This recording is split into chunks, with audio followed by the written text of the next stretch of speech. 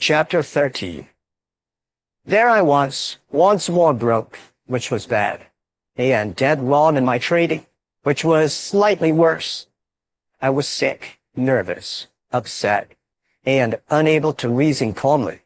That is, I was in the frame of mind in which no speculator should be when he is trading. Everything went wrong with me. Indeed, I began to think that I could not recover my departed sense of proportion.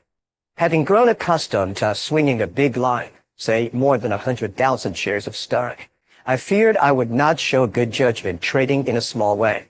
It scarcely seemed worthwhile being right when all you carried was 100 shares of stock. After the habit of taking a big profit on a big line, I wasn't sure I would know when to take my profit on a small line. I can't describe to you how weaponless I felt. Broke again and incapable of assuming the offensive vigorously. In debt and wrong. After all those long years of successes, tempered by mistakes that really served to pave the way for greater successes, I was now worse off than when I began in the bucket shops. I had learned a great deal about the game of stock speculation, but I had not learned quite so much about the play of human weaknesses. There is no mind so machine-like that you can depend upon it to function with equal efficiency at all times. I now learned that I could not trust myself to remain equally unaffected by men and misfortunes at all times. Money losses have never worried me in the slightest, but other troubles could and did. I studied my disaster in detail, and of course found no difficulty in seeing just where I had been silly. I spotted the exact time and place. A man must know himself thoroughly if he is going to make a good job out of trading in the speculative markets. To know what I was capable of in the line of folly was a long educational step. I sometimes think that no price is too high for a speculator to pay to learn that which will keep him from getting the swelled head.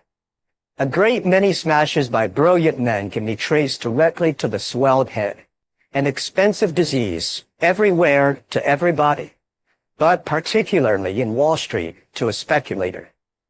I was not happy in New York, feeling the way I did. I didn't want to trade because I wasn't in good trading trim. I decided to go away and seek a stake elsewhere. The change of scene could help me to find myself again, I thought. So once more I left New York, beaten by the game of speculation. I was worse than broke, since I owed over $100,000 spread among various brokers. I went to Chicago and there found a stake. It was not a very substantial stake, but that merely meant that I would need a little more time to win back my fortune. A house that I once had done business with had faith in my ability as a trader, and they were willing to prove it by allowing me to trade in their office in a small way. I began very conservatively. I don't know how I might have fared had I stayed there, but one of the most remarkable experiences of my career cut short my stay in Chicago. It's almost an incredible story. One day, I got a telegram from Lucius Tucker. I had known him when he was the office manager of a stock exchange firm that I had at times given some business to, but I had lost track of him. The telegram read, "Come to New York at once, L. Tucker." I knew that he knew from mutual friends how I was fixed, and therefore it was certain he had something up his sleeve. At the same time, I had no money to throw away on an unnecessary trip to New York. So instead of doing what he asked me to do, I got him on the long distance. "I got your telegram," I said. "What does it mean?" "It means that a big banker in New York wants to see you," he answered. "Who is it?" I asked. I couldn't imagine who it could be. "I'll tell you when you get to New York. No use otherwise." "You say he wants to see me?" "He does." "What about?" "He'll tell you that in person if you give him a chance," said Lucius. "Can't you write me?" "No." "Then tell me more plainly," I said. "I don't want to." "Look here, Lucius," I said. "Just tell me this much. Is this a full trip?" "Certainly not. It will be to your advantage to come." "Can't you give me an inkling?" "No," he said. "It wouldn't be fair to him. And besides, I don't know just how much he wants to do for you. But take my advice. Come, and come quick." "Are you sure it is I that he wishes to see?" "Nobody else but you will do." "Better come, I tell you. Telegraph me what train you take, and I'll meet you at the station." "Very well," I said, and hung up. I didn't like quite so much mystery, but I knew that Lucius was friendly, and that he must have a good reason for talking the way he did. I wasn't faring so sumptuously in Chicago that it would break my heart to leave it. At the rate I was trading, it would be a long time before I could get together enough money to operate on the old scale. I came back to New York, not knowing what would happen. Indeed, more than once during the trip I feared nothing at all would happen, and then I'd be out my railroad fare and my time. I could not guess that I was about to have the most curious experience of my entire life. Lucius met me at the station and did not waste any time in telling me that he had sent for me at the urgent request of Mr. Daniel Williamson of the well-known stock exchange house of Williamson and Brown. Mr. Williamson told Lucius to tell me that he had a business proposition to make to me, but he was sure I would accept since it would be very profitable for me. Lucius swore he didn't know what the proposition was. The character of the firm was a guarantee that nothing improper would be demanded of me. Dan Williamson was the senior member of the firm, which was founded by Egbert Williamson way back in the 70s. There was no Brown and hadn't been one in the firm for years. The house had been very prominent in Dan's father's time, and Dan had inherited a considerable fortune and didn't go after much outside business. They had one customer who was worth 100 average customers, and that was Alvin Marquardt, Williamson's brother-in-law, who in addition to being a director in a dozen banks and trust companies, was the president of the Great Chesapeake and Atlantic Railroad system. He was the most picturesque personality in the railroad world after James J. Hill, and was the spokesman and dominant member of the powerful banking coterie known as the Fort Dawson Gang. He was worth from $50 million to $500 million, the estimate depending upon the state of the speaker's liver. When he died, they found out that he was worth $250 million, all made in Wall Street. So, you see, he was some customer. Lucius told me he had accepted a position with Williamson and Brown, one that was made for him. He was supposed to be a sort of circulating general business getter. The firm was after a general commission business, and Lucius had induced Mr. Williamson to open a couple of branches. One in one of the big hotels uptown, and the other in Chicago. I rather gathered that I was going to be offered a position in the latter place, possibly as office manager, which was something I would not accept. I didn't jump on Lucius because I thought I'd better wait until the offer was made before I refused it. Lucius took me into Mr. Williamson's private office, introduced me to his chief, and left the room in a hurry, as though he wished to avoid being called as witness in a case in which he knew both parties. I prepared to listen and then to say no. Mr. Williamson was very pleasant.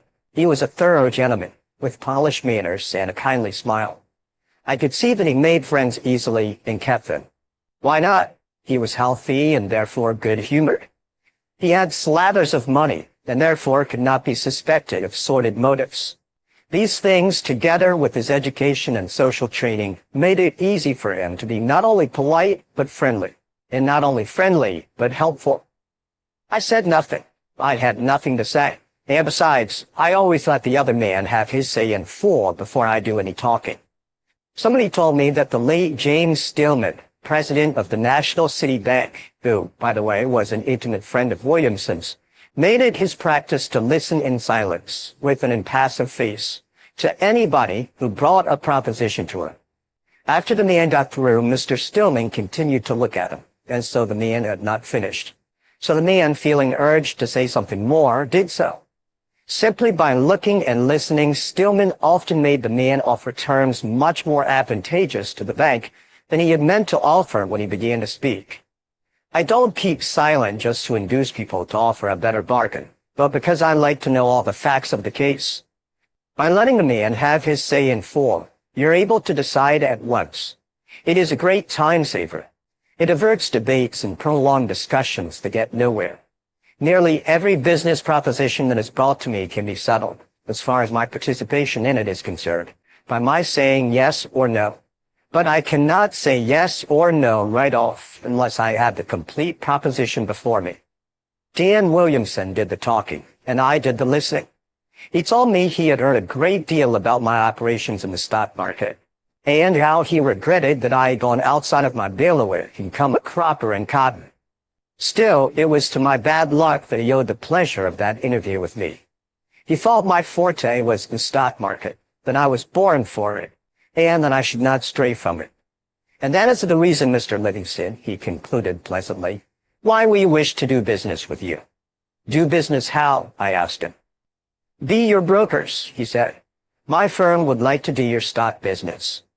I'd like to give it to you, I said, but I can't. Why not? He asked. I haven't any money, I answered. That part is all right, he said with a friendly smile. I'll furnish it. He took out a pocket checkbook, wrote out a check for $25,000 to my order, and gave it to me. What's this for? I asked.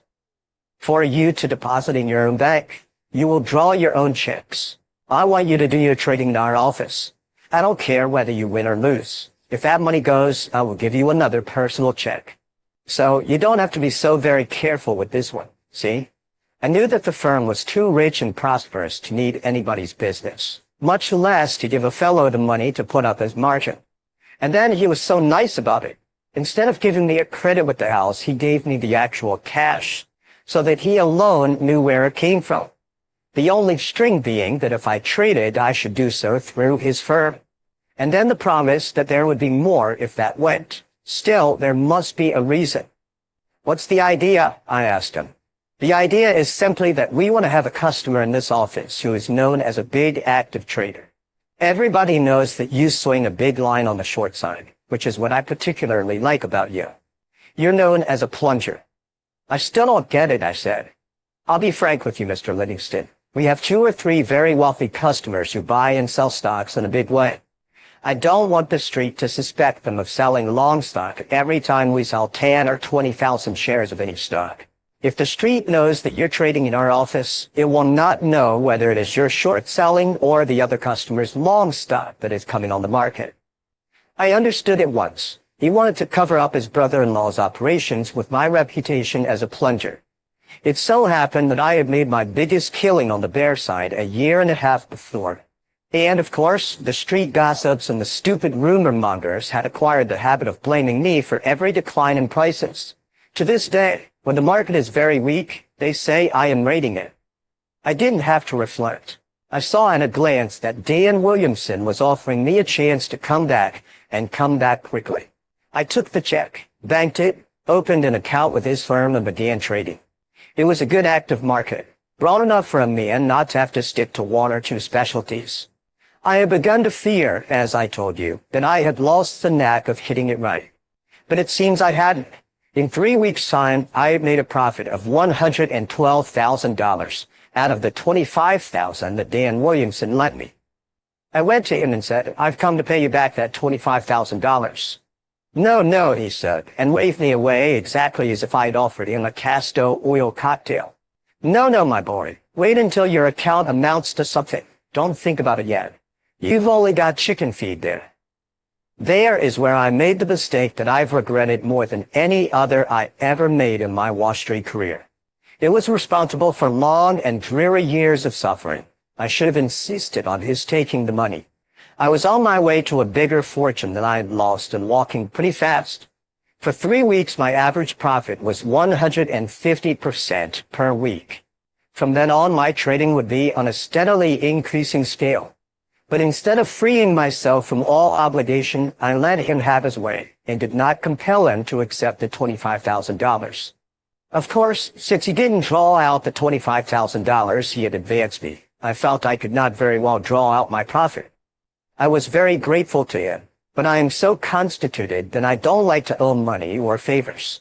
I can pay the money back with money, but the favors and kindnesses I must pay back in kind, and you're apt to find these moral obligations mighty high-priced at times. Moreover, there's no statute of limitations. I left the money undisturbed and resumed my trading. I was getting on very nicely. I was recovering my poise, and I was sure it would not be very long before I should get back into my 1907 stride. Once I did that, all I'd ask for would be for the market to hold out a little while, and I'd more than make up my losses. But making or not making the money was not bothering me much. What made me happy was that I was losing the habit of being wrong, of not being myself. It had played havoc with me for months, but I had learned my lesson. Just about that time, I turned bear, and I began to sell short several railroad stocks. Among them was Chesapeake and Atlantic.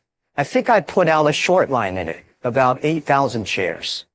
One morning when I got downtown, Dan Williamson called me into his private office before the market opened and said to me, "Larry, don't do anything in Chesapeake and Atlantic just now. That was a bad play of yours, selling 8,000 short. I covered it for you this morning in London and went long." I was sure Chesapeake and Atlantic was going down. The tape told it to me quite plainly, and besides, I was bearish on the whole market. Not violently or insanely bearish, but enough to feel comfortable with the moderate short line out. I said to Williamson, "What did you do that for?"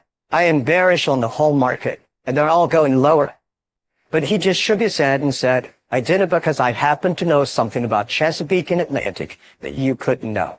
My advice to you is not to sell that stock short until I tell you it is safe to do so." What could I do? That wasn't an asinine tip. It was advice that came from the brother-in-law of the chairman of the board of directors. Dan was not only Alvin Marquand's closest friend, but he had been kind and generous to me. He had shown his faith in me and confidence in my word. I couldn't do less than to thank him. And so my feelings again won over my judgment, and I gave in. To subordinate my judgment to his desires was the undoing of me. Gratitude is something a decent man can't help feeling, but it is for a fellow to keep it from completely tying him up. The first thing I knew, I not only had lost all my profit, but I owed the firm $150,000 besides. I felt pretty badly about it, but Dan told me not to worry. "I'll get you out of this hole," he promised. "I know I will. But I can only do it if you let me. You'll have to stop doing business on your own hook. I can't be working for you and then have you completely undo all my work on your behalf. Just you lay off the market and give me a chance to make some money for you. Won't you, Larry?" Again, I asked you, what could I do? I thought of his kindliness, and I could not do anything that might be construed as lacking in appreciation. I had grown to like him. He was very pleasant and friendly. I remember that all I got from him was encouragement. He kept on assuring me that everything would come out okay. One day, perhaps 6 months later, he came to me with a pleased smile and gave me some credit slips. "I told you I'd pull you out of that hole," he said, "and I have." And then I discovered that not only had he wiped out the debt entirely, but I had a small credit balance besides. I think I could have run that up without much trouble, for the market was right. But he said to me, "I have bought you 10,000 shares of Southern Atlantic." That was another room controlled by his brother-in-law, Alvin Marquand, who also ruled the market destinies of the stock. When a man does for you what Dan Williamson did for me, you can't say anything but thank you, no matter what your market views may be. You may be sure you're right, but as Pat Hearn used to say, you can't tell till you bet. And Dan Williamson had bet for me with his money. Well, Southern Atlantic went down and stayed down, and I lost, I forget how much, on my 10,000 shares before Dan sold me out. I owed him more than ever, but you never saw a nicer or less importunate creditor in your life. Never a whimper from him. Instead, encouraging words and admonitions not to worry about it. In the end, the loss was made up for me in the same generous but mysterious way. He gave no details whatever. They were all numbered accounts. Dan Williamson would just say to me, "We made up your Southern Atlantic loss with profits on this other deal." And he'd tell me how he had sold 7,500 shares of some other stock and made a nice thing out of it. I can truthfully say that I never knew a blessed thing about those trades of mine until I was told that the indebtedness was wiped out. After that happened several times, I began to think, and I got to look at my case from a different angle. Finally, I tumbled. It was plain that I had been used by Dan Williamson. It made me angry to think it, but still angrier that I had not tumbled to it quicker. As soon as I had gone over the whole thing in my mind, I went to Dan Williamson, told him I was through with the firm, and I quit the office of Williamson and Brown. I had no words with him or any of his partners. What good would that have done me? But I will admit that I was sore at myself quite as much as at Williamson and Brown. The loss of the money didn't bother me. Whenever I have lost money in the stock market, I've always considered that I've learned something. That if I have lost money, I have gained experience, so that the money really went for a tuition fee. A man has to have experience, and he has to pay for it. But there was something that hurt a whole lot in that experience of mine in Dan Williamson's office, and that was the loss of a great opportunity. The money a man loses is nothing. He can make it up. But opportunities such as I had then do not come every day. The market, you see, had been a fine trading market. I was right. I was reading it accurately. The opportunity to make millions was there, but I allowed my gratitude to interfere with my play. I tied my own hands. I had to do what Dan Williamson, in his kindness, wished done. Altogether, it was more unsatisfactory than doing business with a relative. Bad business. And that wasn't the worst thing about it. It was that after that, there was particularly no opportunity for me to make big money. The market flattened out. Things drifted from bad to worse. I not only lost all I had, but got into debt again more heavily than ever. Those were long, lean years, 1911, 1912, 1913, and 1914. There was no money to be made. The opportunity simply wasn't there. And so I was worse off than ever. It isn't uncomfortable to lose when the loss is not accompanied by a poignant vision of what might have been. That was precisely what I could not keep my mind from dwelling on. And of course, it unsettled me further. I learned that the weaknesses to which a speculator is prone are almost numberless. It was proper for me as a man to act the way I did in Dan Williamson's office. But it was improper and unwise for me as a speculator to allow myself to be influenced by any consideration to act against my own judgment. Noblesse oblige, but not in the stock market, because the tape is not chivalrous, and moreover does not reward loyalty. I realized that I couldn't have acted differently. I couldn't make myself over just because I wished to trade in the stock market. But business is business always, and my business as a speculator is to back my own judgment always. It was a very curious experience. I'll tell you what I think happened. Dan Williamson was perfectly sincere in what he told me when he first saw me. Every time his firm did a few thousand shares in any one stock, the street jumped at the conclusion that Alvin Marquand was buying or selling. He was the big trader of the office, to be sure, and he gave this firm all his business. And he was one of the best and biggest traders they have ever had in Wall Street. Well, I was to be used as a smokescreen, particularly for Marquand selling. Alvin Marquand fell sick shortly after I went in. His ailment was early diagnosed as incurable, and Dan Williamson, of course, knew it long before Marquand himself did. That is why Dan covered my Chesapeake and Atlantic stock. He had begun to liquidate some of his brother-in-law's speculative holdings of that and other stocks. Of course, when Marquand died, the estate had to liquidate his speculative and semi-speculative lines. And by that time, we had run into a bear market. By tying me up the way he did, Dan was helping the estate a whole lot. I do not speak boastfully when I say that I was a very heavy trader, and that I was dead right in my views on the stock market. I know that Williamson remembered my successful operations in the bear market of 1907, and he couldn't afford to run the risk of having me at large. Why, if I had kept on the way I was going, I'd have made so much money that by the time he was trying to liquidate part of Alvin Marquand's estate, I would have been trading in hundreds of thousands of shares. As an active bear, I would have done damage running into the millions of dollars to the Marquand heirs. For Alvin left only a little over a couple of $100 million. It was much cheaper for them to let me get into debt and then to pay off the debt than to have me in some other office operating actively on the bear side.